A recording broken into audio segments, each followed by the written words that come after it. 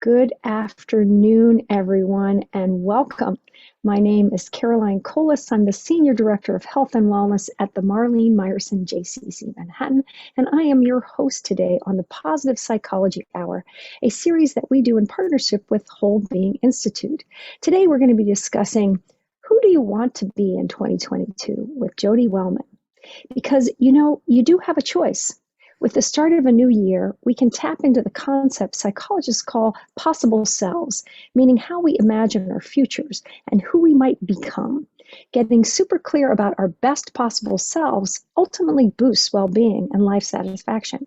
Imagining the person you want to be can provide the motivational fuel to actually become that person. It's almost like setting your compass or your GPS to do that. In this session, we'll come to terms with our lost possible selves, the versions that didn't quite transpire as planned, tap into the versions that feel most energized, and map actionable steps to make them real. We can't all become ballerinas and basketball stars, those extra dreamy possible selves, but we can explore the possibilities of what we can become. Let's make 2022 memorable for getting to know the enhanced versions of ourselves. A little bit about Jodi. She's a speaker, coach, and facilitator on topics of well-being and lives worth living. With 17 years of corporate leadership experience, Jodi has led private CEO advisory boards and coached executives and normal people too on how to work well and live even better. She's a certified professional active coach, it's a CPCC and an ICF professional certified coach, and she has a master's degree in applied positive psychology from the University of Pennsylvania, where she is an assistant instructor. We are honored to have Jodi with us today and joining us today. I'm going to add her and welcome so much. Thank you for coming back and for honoring us today at the top of the year with your insights. Oh, well, thank you, Caroline, for that introduction and the warm welcome. I am excited to be back here. It's been many months, and I won't even quantify. I think it was back in June. It feels like a whole other life ago. Back last June. I don't know if you can remember last June in your life, but I'm really excited to be here, especially around this topic. It's very topical, of course, for us at the start of the year around who do you want to be in 2022, and of course beyond. So you already know who I am, but what you don't know is that as of now, I think I have 1,933 Mondays left in my life. And I really get into the measurements because I am interested in, well, wait a minute, if we can quantify how much time we have left, is that the thing that can help motivate us to live life more fully? So Caroline already mentioned that I work as a coach, so I'm not going to go into my details other than initially just to tell you that it is my mission in life for us to live what I call squander-free lives. So this idea for us to ideally savor the time that we have, to make the most of the time we're lucky enough to be above ground, and to not take life for granted, as I know that we are prone to do. Everything I talk about today will be rooted in science. So most specifically, the science of positive psychology, which is the study of well-being and what makes life worth living. Some of what I will talk about will just be based in regular psychology, and that's okay too. I should say before we dive in our time together, that I would love nothing more if you would participate and come off mute if you have a question or a comment, or I'm going to ask you at various times to contribute to the chat. And thank you so much for playing along. It's very lonely when you ask someone to play in chat and no one chats. What you can also do, I'm sure you know Zoom well by now, is you can chat me directly. I might ask a really private question and you don't want anyone else to know the answer. And so you can just direct message me in chat and I'll share the comment without your name. So that's an option too. All right, I'm really looking forward to diving in. And I should tell you too, the little red sun that's part of my logo in the bottom right corner of the slide, by the time we are done today in 55 minutes, the sun will have set, as a representation, of course, of the fact that our time is limited and we want to make the most of it. So I just wanted to point that out to you. All right, so let's dive in. Happy 2022. Here we are. We're almost 2 weeks in. And I have a note on here, best year ever. And I just want to say for a second that let's just be clear today that this isn't meant to feel pressure that you must be living your best life or else you're failing. or 2022 has to be the best year of your life or else everything's gone awry. I don't know about you, but there's a lot going on out there, and some of us are feeling a little tired and perhaps overextended, and best is going to be relative for all of us. So let's just make that known from the start. But we do want to spend time talking about, well, whatever best means to you, we have a fresh start. So there is such a thing that's been studied in science around the fresh start effect, right? So we have these ways of creating mental accounting with time. And a new year is a really, really clear, clean slate for us to recalibrate and get renewed into the goals that we imagine for ourselves. We feel that way usually about Mondays or about the start of a new month or any kind of key anniversary date. So that's why we're capitalizing on the start of the new year and conceptualizing this idea that you have an opportunity to imagine what you want for the year. Okay.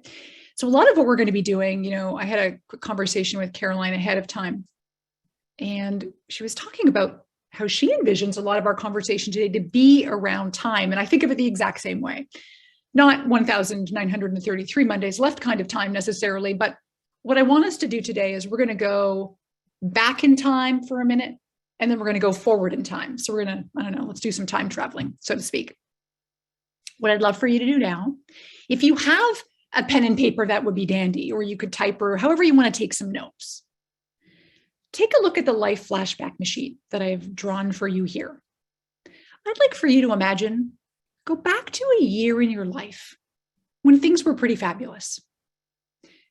When things were going well, you were, to be honest, you were kind of proud of yourself, what you were up to, who you were being, how you were acting, how you looked, how you felt. Think about a time.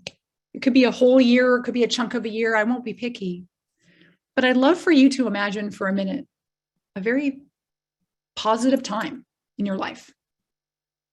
And I'd like you to think right now about, well, what made it so? So what was going on in your life? What was working out? Who was there with you or not? What specific actions were you taking to like your life so much in that particular period of time? Was it that you were being really productive? Were you being adventurous? Were you building something? Were you being creative? Were you learning? What was it that made that particular year or time so great? And the reason I'm asking you to think about this, to flashback, is that research does show that memories can have a direct influence on our current mood and well-being. It influences our current identity, right? The extent that we will look back on things. And let's be clear, it can be positive when we look back on the good things that maybe we feel empowered by. And we can affect our mood negatively if we look back on things that were not so hot and then we ruminate on them. But for today, we're focusing on the good stuff. So what I would love for you to do, please and thank you, is in the chat, can I ask you to share, again, you can share it with everyone or just me directly, Jodi, an example of what made that year you're imagining so great. Just a tidbit. I'd love to see a few examples in the chat, or you can come off mute even better and use your voice. I'd love to hear from you. Just get some examples. What made a great year? What were you doing that made that great time so great? Okay, I see an example. Thanks, Laura. I was training for my first triathlon. I'm so impressed because when you say first, it means you've done more than one. That's really cool. I finished a post-grad coaching program about a beautiful apartment. So that sounds like there may be some moments of feeling like you were dedicated and feeling successful. Same thing about training for the triathlon. A new job, feeling successful. Thanks, Deborah, there, and Nancy. Learning, fascination, excitement. Love that. Audrey, starting energy, new job, new geography, new people. Rita, that's such a good point that sometimes there is the newness can feel like an intoxicating fresh start, right? More carefree. It's funny, I looked at this fast and I actually read, Adrian, I read more caffeine at first, but no, you didn't say more caffeine, although that might have made it a good time too. More carefree, freedom, traveling, kids doing well. First job ever and a new boyfriend. What a good time, Joanne. Jill, let's see, Astrid, I've got quit my job, less stress, more time to exercise. Great new coaching clients. Donna, love it. Homeschooled daughter for 4 years and designed all the curriculum. Guys, these are fantastic examples. And now, of course, I'm tempted to read every single one, but talk about time. We don't have time. but I love the variety of responses you've provided, right? For some of you, it's travel. For some of you, it's success. It's a new start. It's a new time. I like, Melissa, you've got the note here about maybe pregnancy was a really kind of key pivotal time. So for many of us, a highlight moment back in time, some of it was circumstantial, right? Sometimes it happened to us. But a lot of the times there is a reflection of who we were being during that time. And if you do stop and think about it and imagine what you were doing to contribute to make that time of life feel so fabulous, often it is that there's an indication that maybe you were working kind of hard at a task that mattered. So it reflected a little bit of hard work, maybe some blood, sweat, and tears, but in a good way. For some of you, it might have reflected being more creative. For some of you, it does reflect with some of the traveling, that get up and go adventurous spirit. So I'd like for you to just look at your own notes, or if you were just thinking, that's okay too. Try and extract from that, what was it in that highlight? If you could extract an element of who you were being. And of course, what I'm going to ask us to do, maybe not right now, but momentarily, is to use some of that as fodder for, well, then how do you want to be moving forward? So let's hold on to that. But thank you for going back in time with me. And now I'm going to introduce a little more formally, I guess, the concept of best possible selves. So researchers have studied this in and around the ways of looking at identity and in and around well-being. And the concept of best possible self really just is this hypothetical image of our future. It includes the ideal self that we'd like to become, that person, It's how we imagine maybe reaching our potential, all of the ideas of who we could be. And I've jotted down on here examples of, I'll be the kind of person who finishes what she starts, takes salsa lessons, meditates, eats way less frosting. This isn't all me. And by the way, I commit to always eating more frosting than anyone. It's my personal life mission. The examples are endless, right? Some people have a best possible self imagined as, I'm going to be a successful accountant, or I'm going to be a really good mom, or I'm going to be a really loving husband, or I'm going to be a regular 5K runner. Sometimes the best possible self, or even just the concept of possible selves in general, is just as effective if we identify who we don't want to be, right? So some of us are very clear, whoa, I do not want to be severely unemployed, for example, or I don't want to be the crazy cat lady, although I vote for cat ladies all the way. Got 2 cats behind me somewhere. Some of us are very clear that I don't want to be the workaholic or the alcoholic that I might be slipping into. And so there can be the ideal and best possible self, and then there can be the self that, to be really honest, we're not interested in entertaining. And again, that can be motivating. So back to the idea of time, we're looking at this idea of how we experience the self across time. We construct all these possible future selves in ways that actually often parallel our past selves. So it's interesting to me that researchers have found that evidence that both our past and future selves have an important influence on who you are today. So sometimes when our remembered former self has an impact on who we think we can become in the future as well. So my request from you a minute ago, when you did the life flashback machine and you went back to that really great time, it's intentional because oftentimes we can pull from when things were going pretty darn great and use that as the fodder for maybe replaying some of that. And I'm not suggesting, by the way, you rehash the great college years or you do over what you did before. But think about that kernel, the essence of what you pulled out of who you were being. Is that not evidence that you've been that person before? You may still be that person, for example, doing triathlons or still traveling in and around COVID. But often the ideal version of ourselves into the future doesn't always feel feasible. And I'm going to get to that here. Oh, by the way, I can't help but notice someone put in the chat, a friend once surprised me with birthday cake that was all icing. I now know what I need for my birthday next year. Thank you. So this idea around our possible selves, let's be honest. I look at this as a scale, like the possibility of who I could become. It goes from totally possible, like learning new information. If you said, I want to be the kind of person that knows more about climate change, you could know more about climate change by the end of the day if you wanted. That's totally possible. It could go all the way over to the downright impossible, like I'm going to be an astronaut and I'm going to go to Saturn. And it's funny, as I was drawing this, I was thinking, but wait a minute, who am I to say that you can't become an astronaut? But let's pretend for a minute that you failed every math and every science class you ever took, but somehow you have a fantasy about being an astronaut. That might not be possible, right? So in this scale of fantasy versus reality, it does bring up that when we are little kids, we often have lofty goals and ambitions. We have future selves as kids that we're allowed to just go, I want to be in the NBA, or I want to be an Olympian, or I want to be a princess, and you get the idea. They fall on our scale, perhaps, especially as we age, as not likely, and I actually don't stress too much about calibrating some of our visions of ourselves, because most of us have an inner guide that tells us, yeah, I don't think I'm going to put too much stock in winning an Academy Award, if I am not even taking acting classes. Like most of us are able to really kind of come back to some version of reality.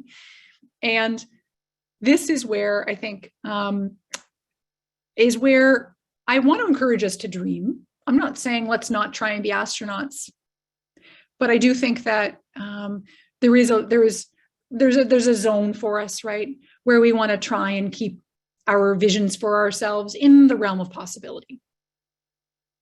So much of what we're talking about is based in this belief that you can metamorphosize. Pretty sure that's a word. I looked it up, but I didn't, work with me here. The idea that you can change, that we are able to evolve. So the person you are today could very well evolve into this ideal self because we are not stagnant. We can feel stagnant.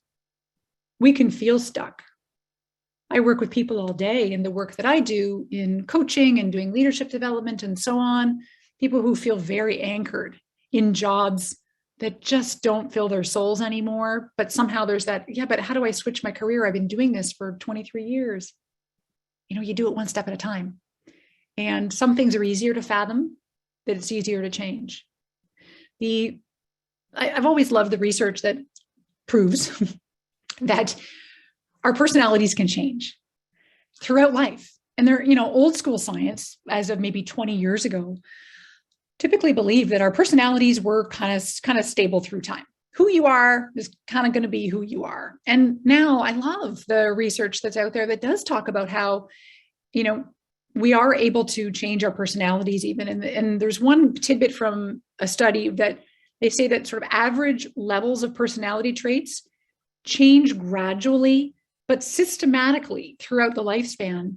Sometimes, get a load of this line, sometimes even more after age 30 than before. We are fully metamorphosophical. Work with me on that. We can change. And so the idea of imagining our best possible selves, this idea of who we might become in the future, is good for several reasons. It boosts the good stuff. So the first one is well-being. And there are a lot of studies about interventions where when people think about and write about their best possible self into the future, it does demonstrate an increase in their mood and well-being. Some of you might be familiar with this cool theory called broaden and build by Fredrickson, which, she asserts that putting yourself in a positive state, so infusing yourself with any kind of positive emotion, doesn't matter which one.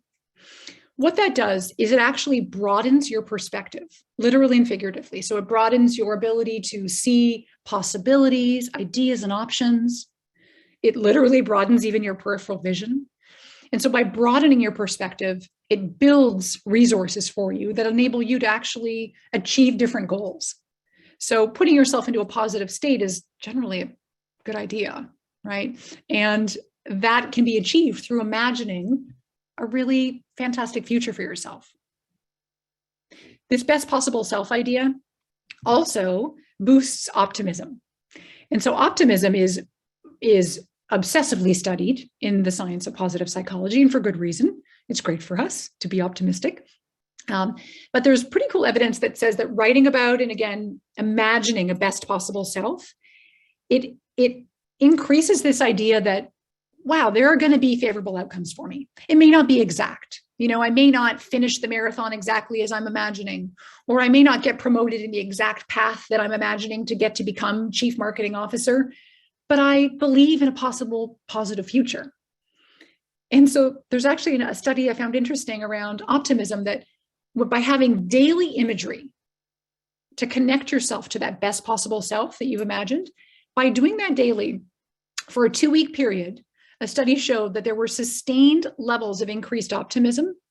And people who were already optimistic, glass half full kind of people, they also saw boosts in their optimism that were sustained, not just the pessimists that kind of ended up thinking favorably about the future. And then another good point for us about why imagining a good future for ourselves can be good for us is that it does boost life satisfaction. So I don't know about you, but I really like the idea of having a better sense of life satisfaction, that my life feels gratifying, satisfying, kind of feels right.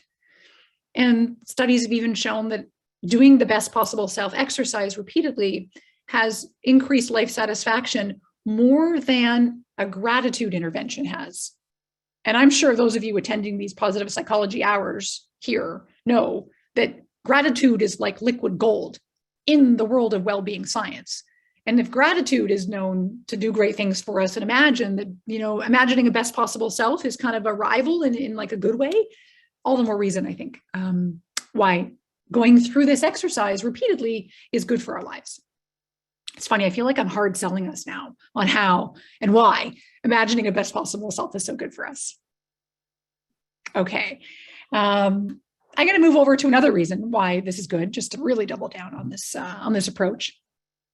And this is where I think the rubber really meets the road for us, is when we contemplate the possible selves we want to be, that's the thing that provides the motivational fuel to actually go after it and reach the goal or self that we've imagined. So these theorists have come up with this idea that the best possible self idea, it's important because it helps us evaluate who we are right now. And then it motivates us to behave in ways that actually help us become that person that we want to be, or avoid being the person that we're afraid of becoming. So they also say people who spend quite a bit of time imagining yourselves into the future, you all, and I encourage you all to be, we can all become that person, right? The person that really does anticipate the future favorably. They say that when you spend a lot of time imagining the future, you're more likely to endorse positive possible selves than negative ones. Because of course, we could spend a lot of time imagining a doomsday future, but that's not often the case when we're going through this type of exercise on a regular basis. And so I just want to follow the chat a little bit. There's a note about how do we change if we are our past. I always thought I was who I was told I am, and it's such a good point. Yeah, I think that there are influences, right? And so who we are today is flavored by our past, especially the story we tell ourselves about what went down, all that happened and made us who we are. And so it's always going to have, I think I am saying flavoring, I'll be literal with it. It's always going to flavor the dish. And it's not an and or, right? That it's just the past that led us here. It is our conscious decision to use some of that and extract some of the goodness and the lessons learned from the negative stuff that inevitably happened in shaping how we want to move forward into the future. So the idea that, our thoughts can influence our future, we can construct and create lives that are in front of us. We can make a lot of choices. We're empowered. We have agency. We can choose to leave a relationship or a job or a situation that's no longer serving us, for example. That can send your life on a different course of events. And those things can feel drastic. I'm even thinking subtle things like you can change, you can have a makeover, right? You can change your look, which then often changes how you feel. So we are changeable, personality-wise, also with a lot of the circumstances around us. And the neuroplasticity is such a great point. Thanks, Ellen, for adding that in. We're always able to move from sort of rigid beings. And the more we practice thinking new thoughts and imagining new futures, it's a lot of it, it's called prospecting in psychology science. It's those imaginings about what's possible is the very stuff that does help to keep us malleable, if you will. Okay, I'm just going to continue to check the chat. I think there are a couple of other messages here. And I want to make sure I don't miss a beat. Love that Rick Hanson's book on changing your brain. Talking about realistic wishes, I think that, Nancy, that's a really good point and way of putting it. Sometimes there's a border and an edge around realistic, like what's possible. You could think of this even in goal setting theory, that we might limit ourselves if we have an idea or a goal for the future that isn't quite up to the edge of what we're possible of. So there's one way of looking at it, which is playing it safe and not quite pushing the limits of our possibility of where we might get to go. And so there's always a gray zone that can flex with your comfort level with risk. And we'll talk a little bit about that in a few minutes, I do believe. And what else is on here? Let's see, difficulty connecting to the meeting. I hope that's technology-wise and not literally, but if so, hey, I hope we can continue to connect. And grounded optimism is super. And then there is a question that came in separately or directly to me about how does one handle future self when one has a serious illness? And it's such a profoundly important question, because many of us do know that our future isn't necessarily going to be what we maybe imagined for ourselves before an illness, for example. Or there can be circumstances, I work with a lot of people who are in states that they wouldn't choose, right? They are in the midst of their company that they built is going through bankruptcy, or they know for a fact that they're going to have to leave a marriage, or they are ill. And this is what pulls on what we're going to get to next, is handling the adversity of not getting to reach the goal we once imagined. And so thank you for asking that question. We're going to move right on to that. There is also a concept around lost possible selves. And I'm cheeky with my little lost sign here, the person I was supposed to become.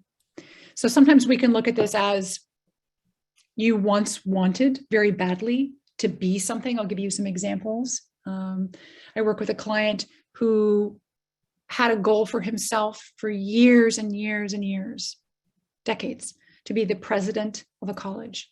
He was a dean and very successful and actually very happy. But there was a really strong goal, and he knew he wasn't going to achieve it just based on some different circumstances. And it was a mourning process that I'm not going to get to be that person that I had envisioned. People that I know who had physical goals for themselves that now know based on their health, they're not going to be able to do it. Sometimes it comes down to, it often looks like career goals, can look like relationship goals. I work with a lot of people who had really strong desires to become parents, and it wasn't in the cards for them for various reasons. And there is a grieving process that can occur with understanding, I had a vision for myself that is no longer going to transpire. And there are times where you still need tenacity to still work towards a goal, right? And, in some instances it's, hey, don't give up, soldier on. But we're talking about things that we have that sense. We know, for example, someone I work with knows that she's not going to make the Olympic team now. And there does need to be a period of accepting that. And what a lot of researchers say, including the idea of imagining your forward self, if you have an illness and you know that it might be terminal, for example, it's the idea that lost possible selves, they lead to depth in meaning So that does have a very minor silver lining, right? There's an idea that a lot of developmental researchers say that it does create a maturity in development, a sense of poignancy in life, a sense of an enhanced sort of fulfillment in some ways. So looking back when we said, oh man, I always really wanted to be the kind of person who, worked in this way or was a parent, for example, we find alternatives to fill a void that we wanted. And that's where sometimes the challenge comes in. And so the encouragement moving forward in the face of looking at an ideal self that might not be what we once would have planned is modifying it. It's getting creative and saying, hey, my mobility might be altered or my mental functioning might be altered, but how do I want to be in the midst of that? What would make me look proud if I looked back in the future on myself? How would I be proud of that transition? I think is always a good question to ask. Now it all just becomes relative, if I have to work with illness or I have to work with adversity, which we're all going to have some kind of adversity, it's the human experience. How do I adjust a little on the fly, but how do I moderate my goals so that it's actually based in some reality? So thank you for sharing on here. I never got to be a professional dancer and dance when I can. I don't know if that means, Ellen, that if you didn't get to go to the big show, that it still means I can still enjoy the experience of it. Thank you for sharing that. So there is a discrepancy that exists for us between who you are and who you want to be, right? So sometimes there is the you now, and I'm going to assert that person's probably already pretty freaking fabulous, but we all have ideas about how we can maybe live a little better, reach more of our potential, be that new and improved version of ourselves. And there's this concept about things that are psychologically close to us versus psychologically distant. And so this can be literal with like a temporal time, like time frame. So if something we're imagining for ourselves into the future is actually close, as in imagining 2022, that's recommended. A little more so than imagining for ourselves a best possible self that might be 3 decades into the future. And I'm not one to diminish. Like, I think it's a really neat exercise if you are in your 40s, for example, to really imagine a really great retirement. Don't not do it, but let's be realistic about motivation is usually a little bit more salient and accessible when something is psychologically close to us. And so, when we think about something with, hey, this is how I'd love the next 1 or 2 years to be who I want to be, that feels a little more accessible. And we get to give ourselves credit and have that immediate sense of gratification when it's nearer to us than when it's far off in the future. Sometimes we really like to look forward to like a distant, glowing satisfaction, but sometimes it also highlights for us how far that gap is, because our present self might actually kind of not hold a candle to the future self that we really imagine. In my courses, in my master class, that makes sense. A lot of times when people are really just... Thank you. I like how we caught on to mute. So noticing here that there's a question about how do I look back? How do I act now in a way that I'll be proud of looking backwards when dealing with adversity? Yeah, thank you for that, Kelly. Great for perspective and generating action steps. Amen.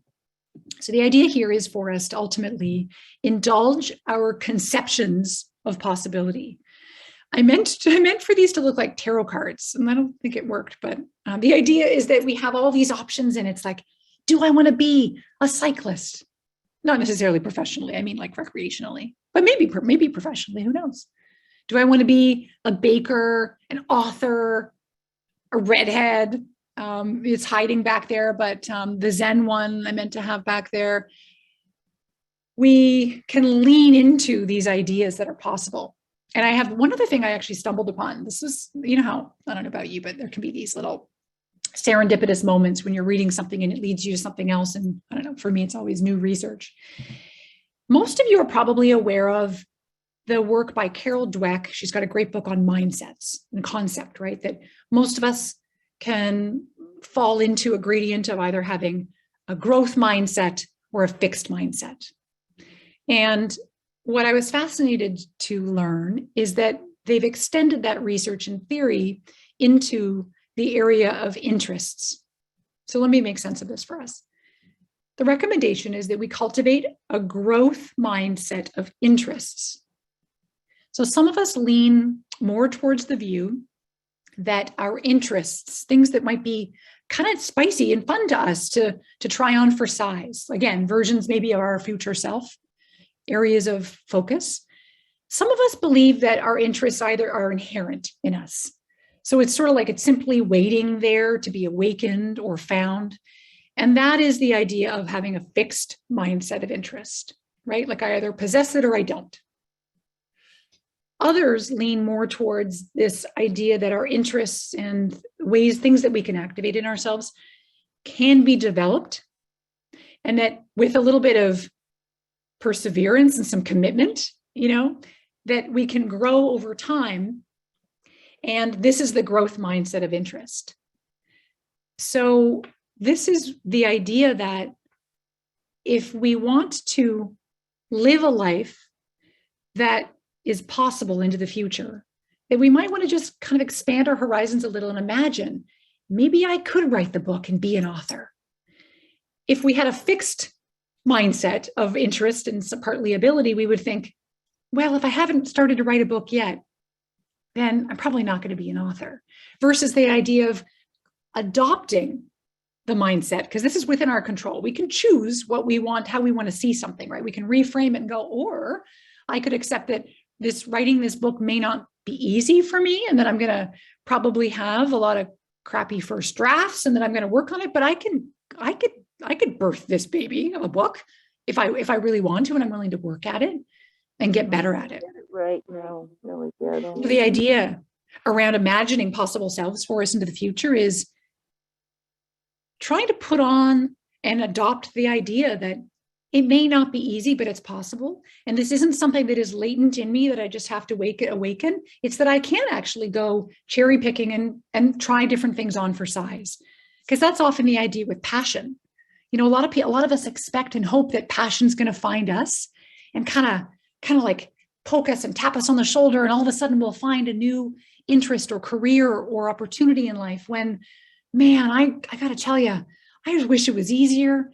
But we have to go out and take risks to cultivate passion. And same thing here with interest, and same thing here then with creating that best possible self for you into the future. I just wish it wasn't so much work sometimes. So here's what I'd love for us to do now.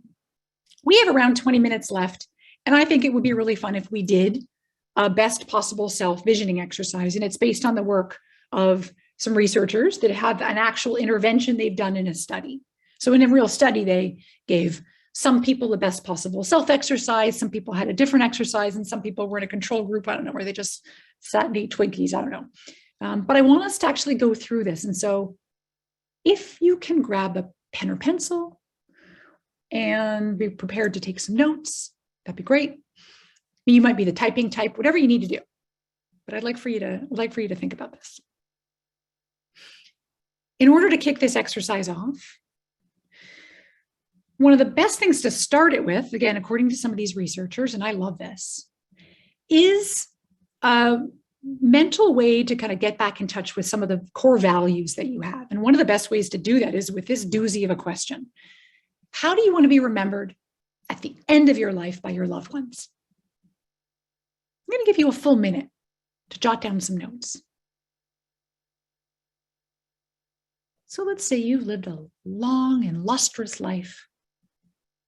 And at the end, maybe it's at the memorial, people are sitting around thinking about you, talking about you. How do you want them to remember you? Bullet points are good. Doodles are fine. Notes are great. And can I be bold and just ask for you to put into the chat? Again, you can chat me directly if you want it to be private. Or you can put it to everybody if that's fine. It doesn't matter. Just a couple of words, some examples of how you would like to be remembered.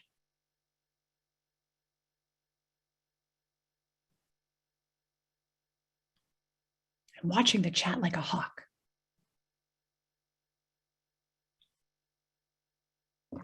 Thank you for the first entry here.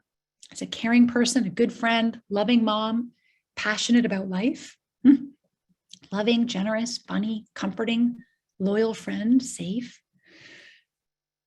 They sound like good people to me. I like these ideas.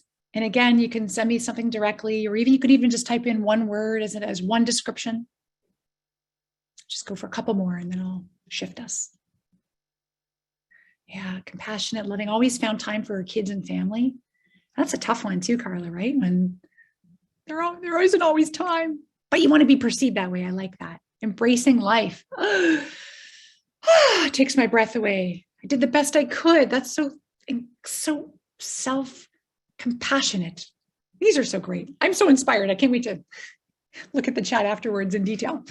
All right. So I think you guys are centered in your own version of essentially what we've done is we've helped identify some of the values that you possess. And that might help inform what you do next, which again is this visioning exercise for your best possible self into the future. Okay, so here's what I'd like for you to do now. I'd like for you to pick a domain in life to do this exercise. It could be anything personal. It could be like your health or your attitude or your looks, anything about you as a personal domain. It could be relational, which is like how relationships with other people.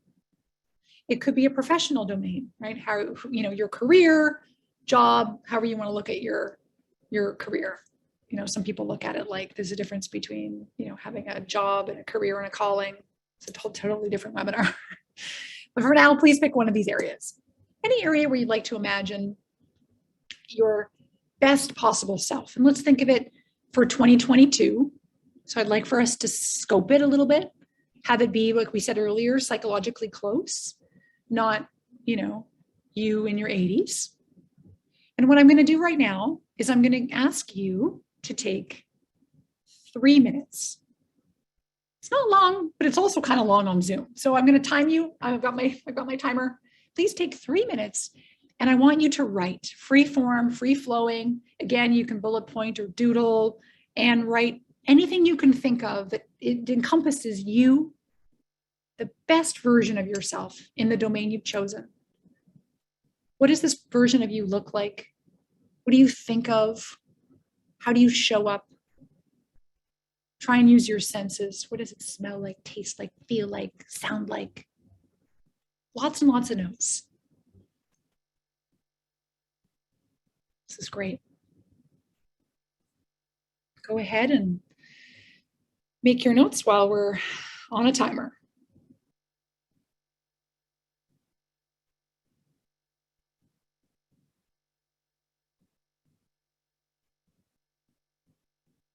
I should play some music. Why don't I try that? See what song comes up next.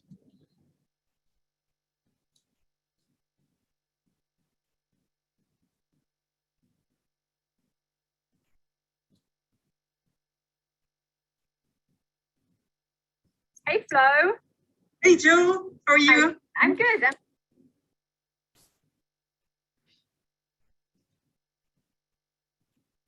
Don't worry if you feel stuck. Very normal. You might want to hop over to another domain.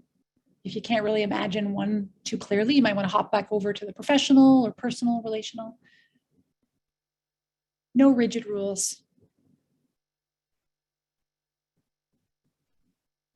And it might inspire you to flash back to that great year of your life that you went and recalled when we first started talking today. That might help inspire you. Okay, you're going to have 1 more minute.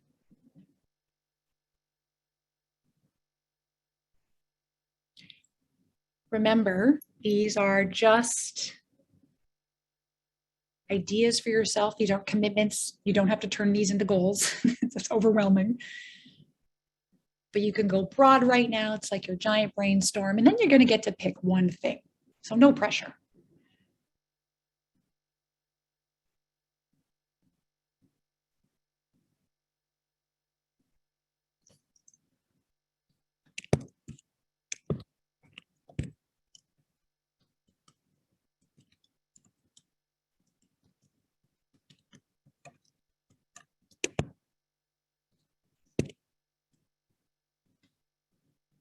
Okay.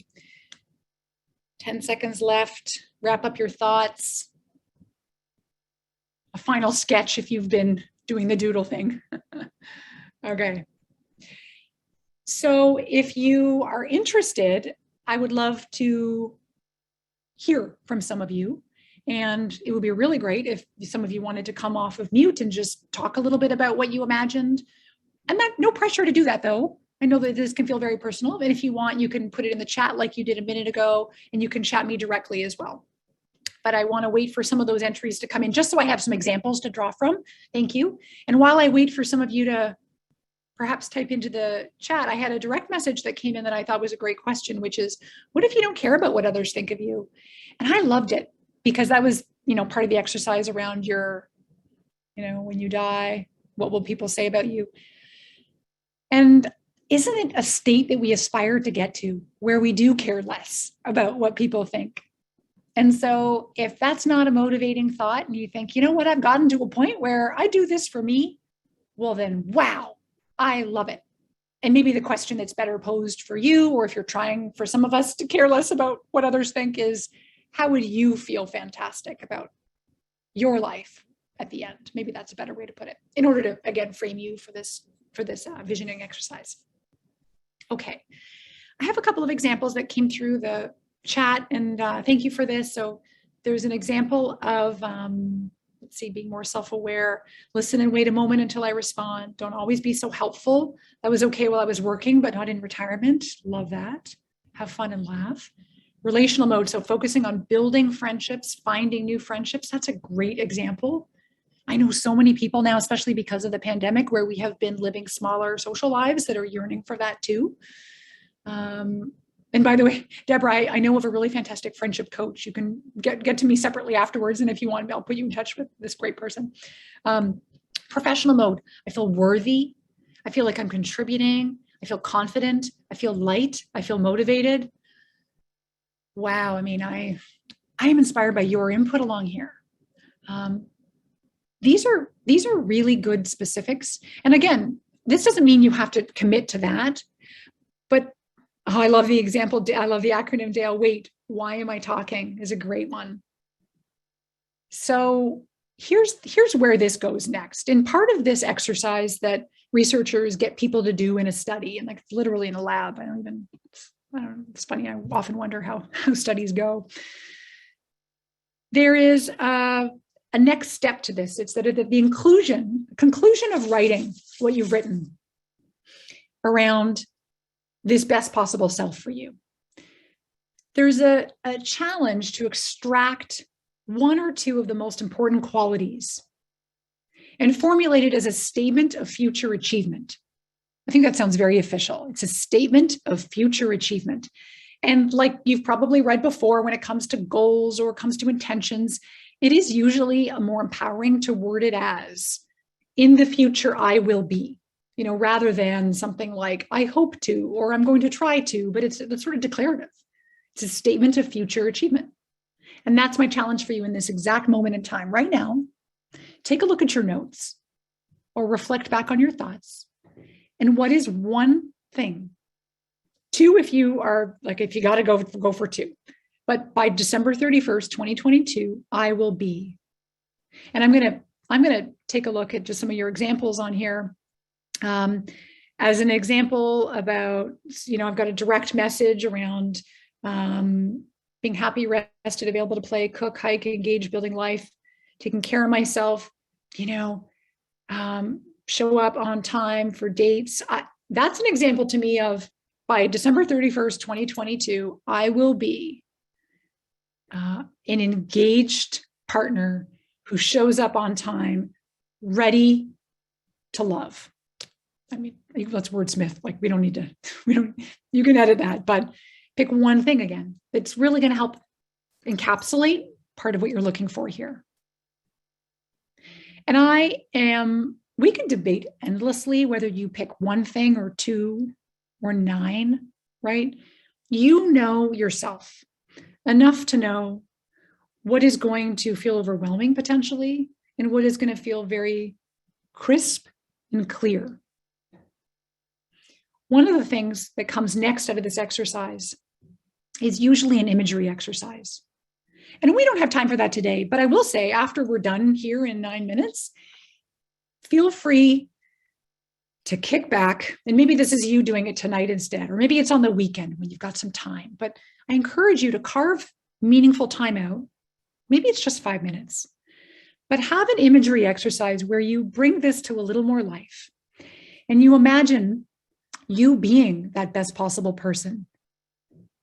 And imagine what a day in your life might look like as you being that person. So for example, for someone who indicated with the professional realm, I want to feel worthy, contributing, and confident, that would look like, how would I show up at one of those Zoom meetings when usually I don't say much? What would that be? What would that mean that I would chime in probably a couple times, and you literally go through and imagine in a very specific visualization of what that looks like. And I think most of us know that we may not know the science behind it, but the truth behind it, which is that when you can pre-plan and almost have a dress rehearsal for areas of life, our success tends to go up. So why not map through how this best version of yourself will actually look and talk and feel and act, etc. So that's the exercise I encourage you to do afterwards, is go through an imagery. Really imagine yourself being this person. And I love the example too around, I'd be happy I spent every day being more creative. Jodi, that resonates with me personally too. I'll just share with you, I have an intention to do more creative things in the day. And 2 days ago, I was procrastinating. And I'm really glad I did, because I chose to be creative while I procrastinated. And yeah, I didn't get the webinar that I need to do next week totally done, but I felt so alive because I worked on an art thing that is making me feel so alive that I can barely catch my breath. You know that feeling? And so I rationalize as a give and take, right? I didn't get one thing done, but I feel alive. And that to me is a scale that evens out. So here's a quote that I really like from a researcher, Richard Boyatzis, and he's done a lot of work in the space of goal setting. And I don't want to have a buzzkill here, by the way, because some of us, I'm going to get to this, for some of us, the idea of goals fizzles out, right? It's like we're just imagining us at our best and maybe drawing from who we were in the past and using that as proof that we can be this person again, or imagining new frontiers. And so I don't want us to necessarily crush it with, it has to be a goal, but I do want us to mobilize this, because I'm super conscious of what happens all so often. I do this personally. I see this with clients and friends, is we have a dream, a vision for ourselves that you've just spent time imagining. And then what we do is we have this imagination and then we put it aside and we get busy, and you're going to start answering emails, and you're going to think about lunch and then dinner, and then you got to go buy batteries, and you go to all the things you got to do in your life. And the dream gets dusty and fadey and murky, and then it's gone. So like anything in life, here's the quote that I've been telling you about. Our lives move ahead in desired directions, in large part as a result of intentionality. Without intentionality, change is random, episodic, or chaotic. I don't know about you, but I have a visceral response to random, episodic, and chaotic, right? I like things in control. I don't need everything to be perfectly in control, but my goodness, if I want to have a life that I'm imagining, the Thoreau quote, like go confidently in the direction of your dreams, live the life you've imagined. That's kind of what we're talking about today, is let's live the life you've imagined, and living it is actually about being intentional and not kicking back and hoping for episodic, random change. Like how we said earlier around that mindset of having a growth-oriented mindset of interest, not waiting for it to happen to us. So what this might look like is you might resonate with goals. You might resonate better with a dream. You might resonate with an intention or a resolution. Whatever it is whatever gets you going and takes that motivational fuel from this exercise of imagining who you want to be, whatever that is, my encouragement is just activate it. Richard Boyatzis, the researcher that I just quoted a sec ago, he's done a really neat thing. He spent so much of his professional life telling the world about goal setting theory years and years and years, decades ago. And he's had a bit of a come around. He now realizes and has done research to say goals for many of us are deflating. It activates the sympathetic nervous system, which for many of us can feel more stressful, pressured, whereas dreams and comparison activate the parasympathetic nervous system, which tends to have a little more of a calming effect on us. And so for some people, that is a little bit more encouraging around, I want to have a dream that I see forward for myself. And if I stay in touch with it regularly, if I keep coming back to it, and I have some steps that get me towards there, and I actually take them seriously, that is a better path forward. Now, some of you right now, I am speaking blasphemy to you because you might be a person that's like, I love a good SMART goal, specific, measurable, attainable, realistic, and time-oriented. I just don't want to stop you. Go forward on the path that jazzes you up. Go. But just find a path that helps you to mobilize this. So Spire check-ins help me to be the person I want to be. I like that, Elaine. Getting back to painting is great. I like the note in here in the chat I'm reading from Master Kelly McGonigal. Love her. Suggests once we've envisioned our future selves, write a letter from your future self to your present self, thanking them for the work you're doing to realize the hopes, dreams that your future self is enjoying and expressing. Astrid, that is like, I just want to high five you right now. High five. Love this. Thank you for that. You've just made this presentation so much richer if we do this. So after tonight or weekend, when you've done the work of imagining vividly who that person is you're going to become, how about writing that letter? Thanks, Astrid. I like that. All right. So for some of us, goals, dreams, intentions, some of us do better with themes. And, we're narrative people, right? We learn often through stories, and we tell ourselves stories about ourselves, usually informed by our past, but often and also informed by, again, who we want to be. Maybe it helps you to thematically think about 2022 is my year of what? Maybe it is being present. Maybe it is being sexy. Maybe it is being confident. It could be so many things. That's up to you. So now we're talking about how do you keep your goal? By the way, see the sun is setting. Oh dear. How do you keep those goals and dreams alive? We've seen the studies. There's a study that it's like 10 years old now, but it's still kind of recent, where they showed that employees in a company that were prompted to write down the date and time that they were going to get a company flu shot, statistically were way more is not scientific, but work with me, way more likely to get their flu shot than if they just said, yeah, I'm going to get the flu shot. It's funny because in 2011, they didn't know how important talking about flu shots were really going to be 9 years later. So how do you want to keep your goals alive? This again is about pick the thing you want to do, pick the person, and one aspect of that person you're going to be. I will be X by December 31st. And what is something you can do by the end of today to be a little bit more of that person? Maybe it's just the imagery, the more of the visualization. What about by the end of the month? And what about by the end of 2022? So if you want to stay in touch, I have weekly Monday blog posts that you can subscribe to on my website, 4000mondays.com. There's a quiz you can take that will then give you a guide to being totally alive. And of course, you can reach me here at 4000 Mondays, Jodi at 4000mondays.com with any questions or comments. Please email me. I'd love to just stay in touch. And then you can find me on LinkedIn too, of course. But again, I've just had such a fun time being with you here. I'll stop this so we can see more of your faces. And I don't know, Caroline, if you wanted to do a wrap up. Oh my goodness. That went by so quickly. Did anybody else feel that way? How amazing. Jodi, this was so helpful. Gosh. And I love I was even thinking of, I will be, and the difference between I will be and I am. Do you have any thoughts about that? Like sort of almost talking as if you've already done it.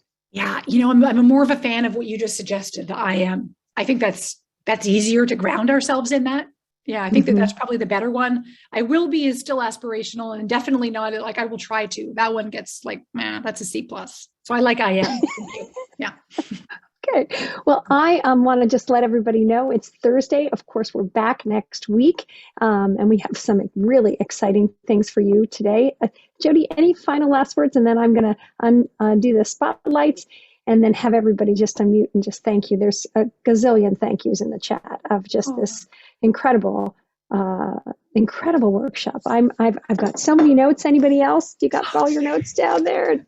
I'm rewriting my statement, and I can't. Astrid, thank you for that suggestion with Kelly McGonigal's work. We had Kelly here for our New Year's Day event, and that was amazing. And she's always a good friend, and she's been on the Positive Psychology Hour as well.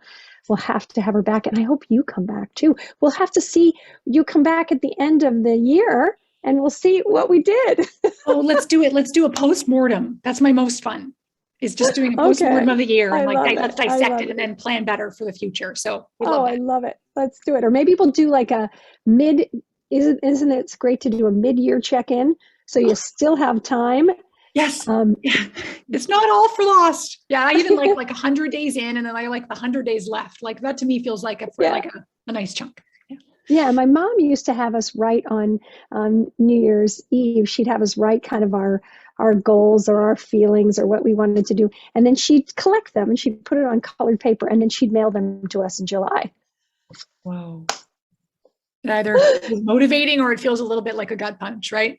No, it was good. It was like, oh yeah, I forgot. Oh, I still have time to do something about that. You know? Good. Yes. That's the thing, is we still can, right? There are lots of possible selves. We get to still be whoever we want to be, except for maybe astronauts. Yeah.